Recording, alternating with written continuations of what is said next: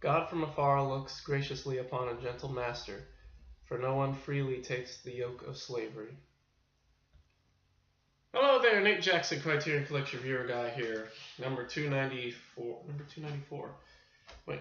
Yeah, number 294. Yeah, number 294. And Anthony Asquith's adaptation of Terrence Rattigan's The Browning version. 1951, 89 minutes, black and white. Blah, blah, blah. Anyway, so, what is this? This is a fantastic little movie. Very interesting movie. Definitely reads like a play. Definitely feels like a play.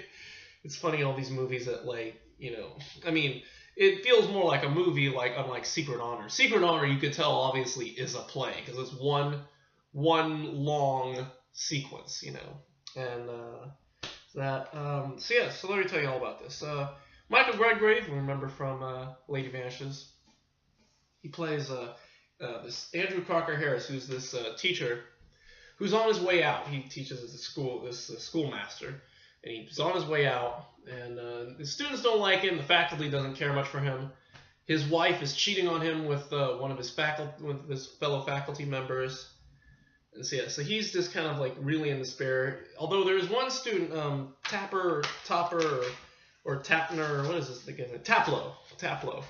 One student, younger student, who really admires him and is kind of really in admiration for him, and really, you know, studies with him.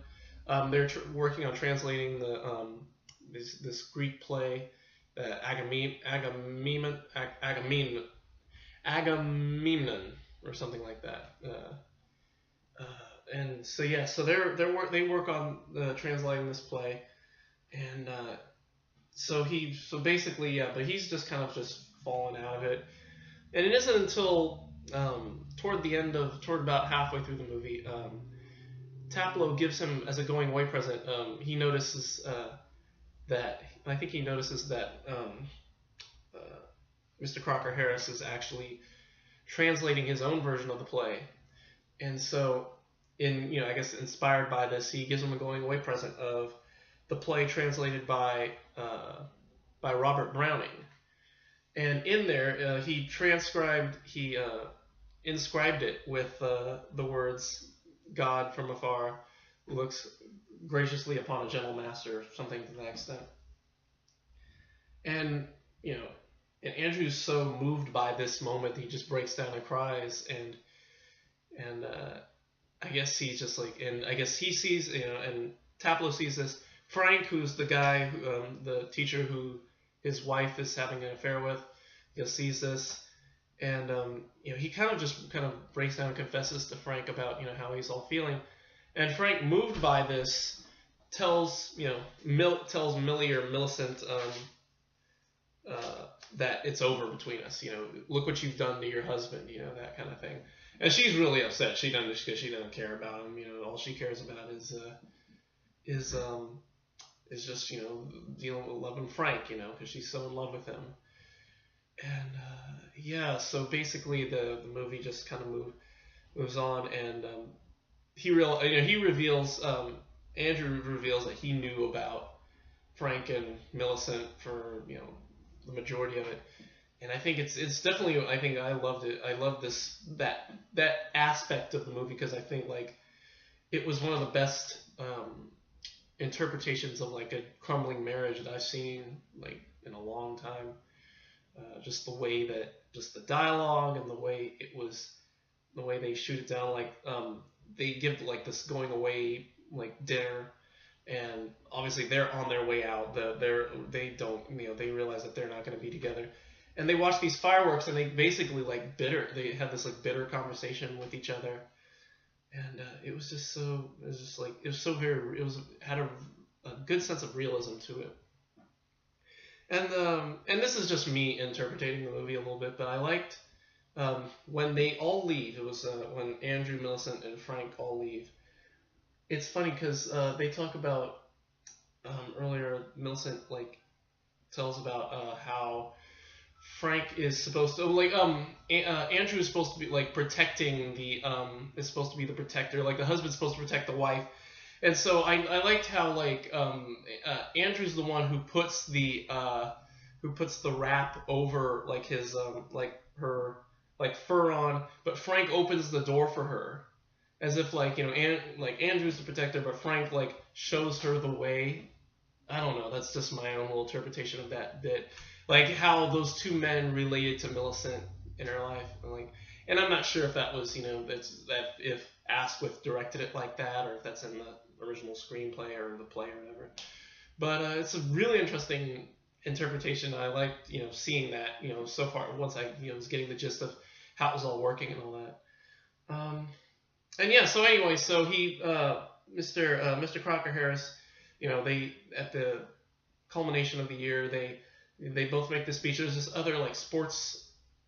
I think the sports director says a little speech and everybody's like, yay! And then when Mr. Crocker Harris makes a speech, like only like the applause is very scattered, except for Taplow, who's like really fanboy, they're just really into it. And so he makes this really like contrived speech, and he starts to because I guess he had this plan like very much in the style of teaching that all the students were used to. And so basically, but he finally breaks down and says, I read the speech, but I can't recite it, and he just apologizes, and just has these very heartfelt words to the students, and he apologizes for not being the teacher that he should have been, and everybody just really gives him everything because they're so shocked and moved by him, and he's able to leave the school, I think, with a less heavier heart. And then he and Taplow say goodbye, and he lets Taplow know that he'll be finishing his translation of Agamemnon. And yeah, so that's basically the movie. It's a really interesting play. I really enjoy. Like I said, I really enjoyed the seeing the dissolution of Andrew and Millicent. I thought that was a fantastic way to portray that, and I really liked it. So, but anyway, Browning version, give it an A. Give it an A. Good movie. Don't know if it's good. I don't know if I liked it enough to get it in the 28, but it's still a really good one. I still really liked it, and maybe in another watch I'll maybe pick it up. So, but for now, Browning version A, good movie. Two supplements. So there's an interview with Mike Figgis, who directed the 1994 remake of it. He just talks about his comparing the two, and things he brought over from the Browning version, the 51 mix. And then there's a short little excerpt from an interview with Michael Redgrave from 1958. He talks about acting, preparing for roles and things like that. And that's all it is. That's all there is on it. So, Browning version, A, good movie. So, that's it for now. Later, we're going back. I'm pleased to say that we're finally going to go back to this thing. Lars von Trier's Young Little Crime. We're going to rewatch it.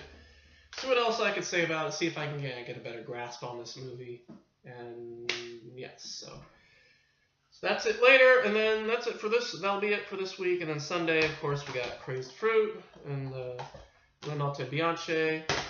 Sunday, and then Monday we'll have Alhathar Balthazar, and then we'll have. Is that seriously it? I'm not missing anything, am I? I seriously feel like I'm missing one, and it's weird.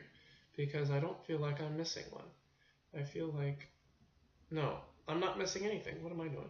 Yeah, Alhathar Balthazar is number 298, right? No, number 297. Okay, yeah, cool. Yeah, so did that, and then of course next week will be our Suzuki Fest, because I finally got Branded to Kill. I finally got the Blu-ray. I don't have it to show you with it right now, but it came in, and I'm just like, oh God, what were you guys doing all this time? So that's here. Tokyo Drifter's still on its way. I ordered Story of a Prostitute yesterday, so they'll be coming soon. And then Life of Clock with Steve Suzu, like I said, not sure when I'm gonna get it, but I can get it easily. Excuse me. Qui-Gon will probably do what day is that? Sunday the 22nd. 7th. That'll be like the last Sunday of March. And then sometime, and I don't know if we'll do Life Aquatic Seasons that Monday, because I still have to talk to Josh and Caitlin about whether or not they can do the review that day. I think I gave them that day as like as an option, but I'm not sure what their schedules are. But yeah, I'm really hoping that they can join me because they said they like the movie and they have things to say about it. So there you are.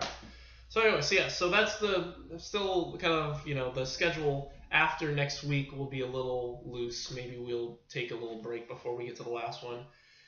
Although maybe we might end up doing the showdown anyway, or I might start filming the showdown, because I honestly don't think that Wes Anderson is going to be in the 28 in any of my top 28. So I could go ahead and make a decision, but I don't know what Al-Haffad Balthazar or La Malta Bianche, they might be good enough to be one of the top. I mean, right now I've got 28 movies. I've got 28 movies, and I don't really want to cut out anymore because I mean there's just so many good ones. So it'd be very difficult to cut out any of the 28 that I have right now. Yeah. So anyway, but that's it for now. So yeah. So that's it for me. Thank you for watching. Don't make fun of your teachers because they can be hurting inside.